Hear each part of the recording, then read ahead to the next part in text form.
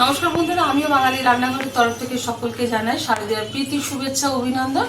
আজকে আমি করে নেব ইলিশ ভাপা। তার জন্য কিন্তু একটা বাজার থেকে বড় সাইজের ইলিশ এনেছি। প্রথমে ইলিশ মাছটা কেটে নেব।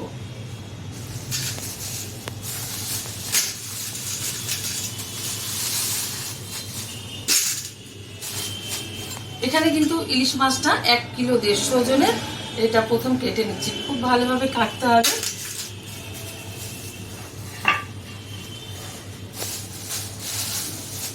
প্লাস্টিকটা একটু পেতে দিই।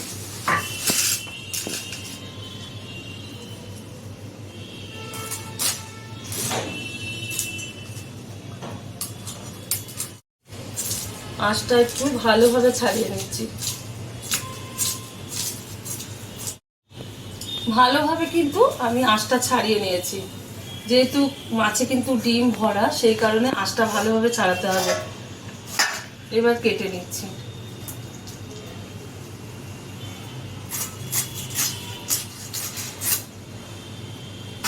এই যে একদম ডিমে ভরা। তেলটা বের করে নিচ্ছি। ডিম সমেত কেটে নেব। একটু মোটা মোটা পিস রাখবো। এই যে আবারও কেটে নিচ্ছি।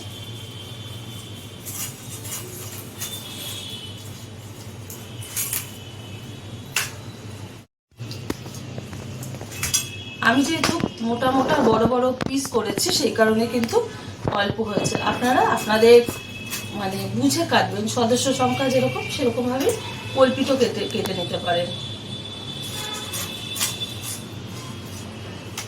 এখন যেহেতু দুর্গা পুজো, প্রত্যেকের বাড়িতে কম বেশি কিন্তু ইলিশ মাছ মানে হয়ে থাকে। আর এরকম ভাবে আপনারা ইলিশ যদি সস্তা পেয়ে থাকেন তাহলে একবার ট্রাই করবেন। যে রেসিপিটা দেখাচ্ছি, কাটা হয়ে গেছে, ভালো করে ধুয়ে পরিষ্কার করে নেব। মাছগুলো কিন্তু ভালো করে ধুয়ে নিয়েছি। আর আমি 2 জায়গায় মাছ রেখেছি, এতটা মাছ করবো না। যেহেতু 4 পিস নিয়েছি এখানে, আর বাদ বাকিটা এখানে সাইডে রেখে দিয়েছি। এটা পরে একদিন করে নেব। তো এখন আমি এই মাছের মধ্যে কিছুটা ম্যারিনেট করে নেব মাছটা। প্রথমেই দিয়ে দিচ্ছি একটু কালো জিরে, দিয়ে দেবো কাঁচা সর্ষের তেল। তেলের পরিমাণটা কিন্তু একটু বেশি দিতে হবে। দিয়ে দিচ্ছি 1 চামচ লঙ্কার গুঁড়ো। ঝালটা যার যার পছন্দ অনুযায়ী ব্যবহার করবেন। ভালো কালার আসার জন্য দিয়ে দিচ্ছি কাশ্মীরি লঙ্কার গুঁড়ো। এটা আপনারা নাও ব্যবহার করতে পারেন, অনেকে মানে কাঁচা লঙ্কা দিয়ে করতে পারেন, তাতেও কিন্তু ভালো কালার আসবে। দিয়ে দিচ্ছি 1 চামচ হলুদ গুঁড়ো। দিয়ে দেবো সামান্য পরিমাণে একটু চিনি, ব্যালেন্সটা খুব ভালো রাখবে মাছের। দিয়ে দিচ্ছি এখানে সর্ষে পেস্ট করা, আর এটা কিন্তু ছেঁকে নিয়েছি। খুব অল্প পরিমাণে ব্যবহার করলাম সর্ষেটা। এখানে দিয়ে দিচ্ছি কাজু আর পোস্ত একসাথে বেটে নিয়েছি, সেটা। খুব অল্প মশলা দিয়ে কিন্তু আজকে ভাপাটা তৈরি করব। ভালো লাগবে চ্যানেলটিকে সাবস্ক্রাইব করবেন, লাইক করবেন, শেয়ার করবেন। দিয়ে দিচ্ছি পরিমাণ মতো লবণ। লবণটা কিন্তু বুঝে ব্যবহার করতে হবে।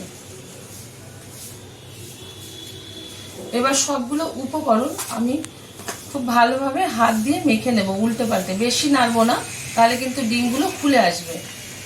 আর এটা মেখে আমি রেখে দেবো প্রায় 5 মিনিট মতো, নাহলে কিন্তু এই ডিমটা টাইট হবে না। লবণ পড়েছে মানে ডিমটা আবার টাইট হয়ে যাবে। সুন্দরভাবে মেখে নিচ্ছি।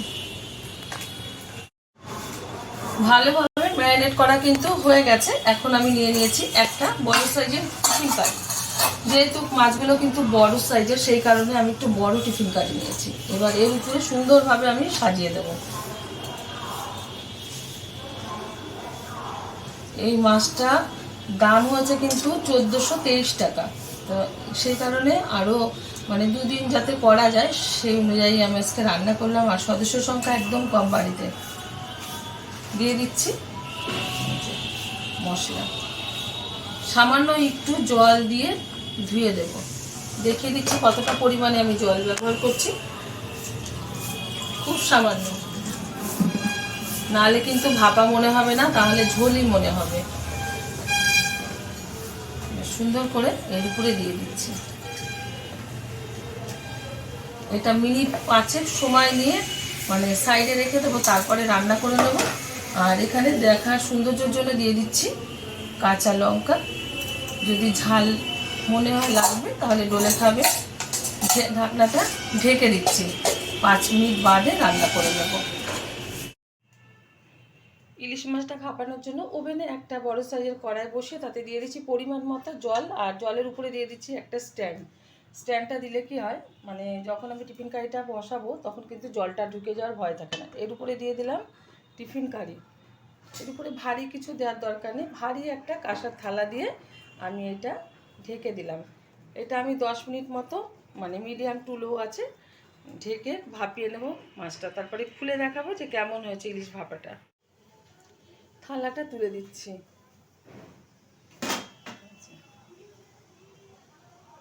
এখন ওভেনটা বন্ধ করে দিচ্ছি, ঠান্ডা হয়ে যাওয়ার পর খুলে দেখাবো কেমন হয়েছে ইলিশ ভাপাটা। টিফিন কারির মুখটা এই যে খুলে দিলাম, গরম কিন্তু এই যে বাষ্প উঠছে। খুব সুন্দরভাবে কিন্তু ইলিশ ভাপাটা তৈরি হয়ে গেছে। এখন আমি গরম গরম ভাতের সাথে গরম গরম ইলিশ ভাপা সার্ভ করবো। আপনারা অবশ্যই ট্রাই করবেন। দেখা হবে পরের ভিডিওতে নতুন কোনো রেসিপি নিয়ে। ধন্যবাদ।